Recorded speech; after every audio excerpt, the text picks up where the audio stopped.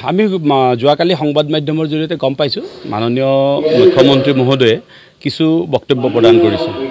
আমি নাজানো যে এটা গণতান্ত্ৰিক প্ৰক্ৰিয়া বা গণতান্ত্ৰিক গোপন প্ৰক্ৰিয়াৰ এটা খবৰ বা তথ্য মুখ্যমন্ত্ৰী ডাঙৰীয়াই কেনেকৈ লাভ কৰিছে এই বিষয়ে আমি অজ্ঞাত আৰু সেই বিষয়টোত আমাৰ ক'বলগীয়া বিশেষ কথা একো নাই। তেখেতে যদি ক'ৰবাত কিবা কাৰণত তথ্য লাভ কৰি কথা কৈছে সেইটো আমি তেখেতে জানে, কিন্তু আমি জানো যে এইটো এটা গোপন প্ৰক্ৰিয়াৰ কথা এনেধৰণে কিয় কৈছে এয়া তেখেতে জানিব।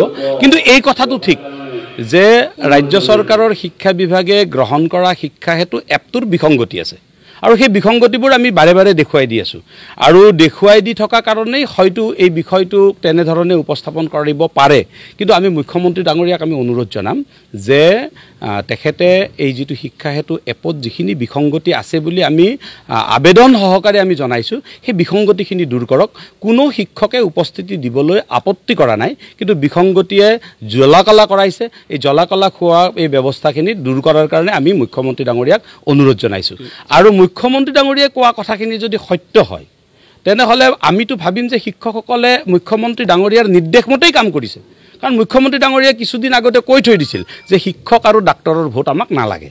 গতিকে হয়তো কোনোবা শিক্ষকে মুখ্যমন্ত্ৰী ডাঙৰীয়াক অগাধ ভাল পায়, তাৰ কাৰণে ভোট নিদিয়াকৈ থাকিছে যদি তেওঁৰ তথ্য যদি মুখ্যমন্ত্ৰী ডাঙৰীয়াৰ হাতত আছে আমি নাজানিম। আচলতে কথাটো সত্য নে অসত্য আমি দিয়া আবেদনবোৰ চালে গম পাব। এতিয়া যেতিয়া এটা বাচ্চাৰ ক্লাছ 4-5ত পঢ়ি থকা শিশু এটাৰ অনুপস্থিতিৰ কাৰণ মেটাৰনিটি লিভ বুলি দেখুৱাই দিয়ে, যেতিয়া এজন মৃত শিক্ষকৰ উপস্থিতিটো দেখুৱাই দিয়ে, তাৰ পিছতো যদি বিভাগে কথাটো বিশ্বাস নকৰে সেইটোতো আপোনাৰ আৰু বেলেগ ক'বলগীয়া কথা একো নাথাকিব। আৰু অসমৰ প্ৰতিখন জিলাৰ প্ৰতিটো শিক্ষা খণ্ডৰ শিক্ষকসকলে যেতিয়াই যি অসুবিধা পাইছে সেই অসুবিধাটো সদায়ে লিখিতভাৱে জনাই আছে। লিখিতভাৱেতো মানুহে আৰু মিছা কথা ক'ব নোৱাৰে। গতিকে শিক্ষা বিভাগক আমি অনুৰোধ জনাম যে এই বিসংগতিসমূহ দূৰ কৰি এপটোৰ বিসংগতিসমূহ দূৰ কৰি শিক্ষক শিক্ষয়িত্ৰীসকলক মানসিকভাৱে শান্তিৰে ক্লাছ কৰিবলৈ সুবিধাটো দিয়ক। সেইটো কোনে নিৰ্ধাৰণ কৰিব? সেইটো নিৰ্ধাৰণ কৰিব ছাত্ৰ ছাত্ৰীসকলে, সেই বিদ্যালয়ৰ ওচৰত থকা অভিভাৱকসকলে। সেইটো বিভাগৰ বহুত মিডিয়া আছে, মানে ছিষ্টেম আছে, ছিষ্টেমৰ জৰিয়তে চাওক। এতিয়া বিভাগে এটা এপক বিশ্বাস কৰিছে, হেডমাষ্টাৰসকলক বিশ্বাস কৰা নাই। ইয়াৰ ফলত বহুত শিক্ষানুষ্ঠানৰ আভ্যন্তৰীণ শৃংখলা বিঘ্নিত হৈছে। আমি আনকি MD ডাঙৰীয়াই নিজেই ৱাৰ্ণিং মেছেজ দিছে যে কোনো শিক্ষকে আপোনাৰ ৰাস্তাৰ কাষৰ পৰাই বিদ্যালয়ৰ নোসোমোৱাকৈ এটেণ্ডেঞ্চ দি গুচি যায়। যদি MD ডাঙৰীয়াই সেই কথাখিনি গম পাইছে বা তেনেধৰণৰ মেছেজ যদি আমি পাইছোঁ যে ভিডিঅ'ৰ জৰিয়তে উপস্থিতি দিছে, এই কথাবোৰে কি সূচাইছে? বিদ্যালয়ৰ আভ্যন্তৰীণ যিটো শৃংখলা সেইটো বিনষ্ট কৰিছে। আৰু এইটো কৰাৰ সুবিধাটো ক'ত পালে? এপটোক বেছি বিশ্বাস কৰা হ'ল, কিন্তু বিদ্যালয়ৰ প্ৰধানসকলক প্ৰিন্সিপালসকলক অবিশ্বাসত লোৱা হ'ল। প্ৰিন্সিপালসকলে আগতে নিয়ন্ত্ৰণ কৰি আছিল গোটেই ব্যৱস্থাটো। শিক্ষাৰ ডিজিটেলাইজেশ্যন কৰিবলৈ গৈছে, ডিজিটেলাইজেশ্যন কৰা প্ৰক্ৰিয়াটোক আমাৰ বিৰোধিতা নাই, কিন্তু ইয়াৰ যিটো সবল ভূমিকা বা সবলতা কৰি ল'বলগীয়া ব্যৱস্থা সেইখিনি কিন্তু কৰি ল'ব লাগে। শিক্ষা হেতুক লৈ আমাৰ একো বিৰোধিতা নাই। শিক্ষা হেতুৰ এপটোৰ যিখিনি দুৰ্বলতা সেই দুৰ্বলতাখিনি দূৰ কৰাৰ কাৰণে আমি ৰাজ্য চৰকাৰক বাৰে বাৰে অনুৰোধ কৰি আছোঁ। আমি বাৰে বাৰে শিক্ষা বিষয়াসকলক আমি এই বিষয়ে কথাখিনি জনাই আছোঁ। আজি 3 দিন আগত মাননীয় সচিব নাৰায়ণ কুমাৰ ছাৰলৈকে আমি ৰাজ্যখনৰ 122খন বিদ্যালয়ে জনোৱা আমালৈকে দিয়া আবেদন আমি সচিব ডাঙৰীয়াৰ হাতত অৰ্পণ কৰিছোঁ। আমি কৈছোঁ যে এই বিদ্যালয়খিনি এইখিনি অসুবিধা পাইছে, দূৰ কৰক।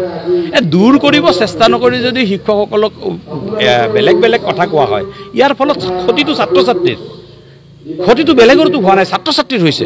আজি শিক্ষা হেতু এপটোৱে যেতিয়া যিখন বিদ্যালয়ত ঘণ্টাৰ পিছত ঘণ্টা ধৰি আপোনাৰ উপস্থিতিটো দিয়াৰ কাৰণে সময় ল'ব, তেতিয়াতো সেই বিদ্যালয়খনৰ ছাত্ৰ ছাত্ৰীসকল বঞ্চিত হৈ আছে 5 দিনৰ পৰা। এই কথাখিনিক বুজিবলৈ চেষ্টা কৰিব লাগিব। শিক্ষামন্ত্ৰী ডাঙৰীয়াৰ বক্তব্যত আমি তেখেতৰ বক্তব্যতেই কৈছে যে তাত থকা বিসংগতিখিনি আমি দূৰ কৰা হৈছে, দূৰ কৰিবলৈ ব্যৱস্থাপনা কৰা হৈছে। তাৰমানে শিক্ষা হেতুত বিসংগতি আছে, শিক্ষামন্ত্ৰী ডাঙৰীয়াই গম পাইছে, আমিও তাকেই দেখুৱাই দি আছোঁ।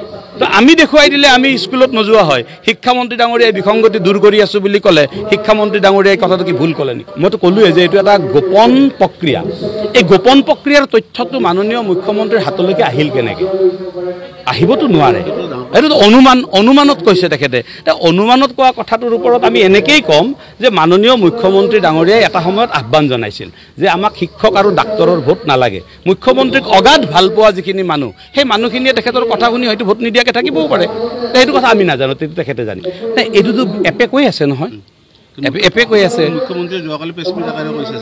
মুখ্যমন্ত্ৰীয়ে যিখিনি কথা কৈছে তেখেতৰ কথাখিনিৰ আচলতে প্ৰথম যিটো বাক্য যে শিক্ষামন্ত্ৰী আমাক ভোট দিয়া নাই বা ভোট দিছে কিবা যিটো কৈছে সেইটো তথ্যগতভাৱে তেখেতে প্ৰমাণ কৰি লওক আগতে আমিতো নাজানো আমাৰ তেখেতৰ তাত গোপন কি তথ্য আছে EVMত দিয়া ভোটটো তেখেতে কেনেকৈ তথ্য পাইছে এই গোপনীয়খিনি এই কথাটো আমি নাজানিম তেখেতে জানিব তেখেতৰ পৰা তেখেতেও ক্লিয়াৰিফিকেশ্যন দিব পাৰিব আমি কেতিয়াও কোনো মন্ত্ৰীকে দুৰ্বল বা সবল বুলি নকওঁ আমি কওঁ যে বিভাগীয়ভাৱে গ্ৰহণ কৰা যিখিনি নীতিবোৰত কৰবাত বিসংগতি ৰৈ যায় বা নীতিবোৰৰ পদ্ধতিবোৰত কৰবাত ভুল হয় যেতিয়া ভুল হয় সেই সময়ত থকা শিক্ষামন্ত্ৰীজনে ইমপ্লিমেণ্ট কৰিব যাওঁতে তেওঁ বিফল হয় আৰু যেতিয়া শুদ্ধ হয় তেতিয়া সেই সময়ত থকা শিক্ষামন্ত্ৰীজন সফল হয়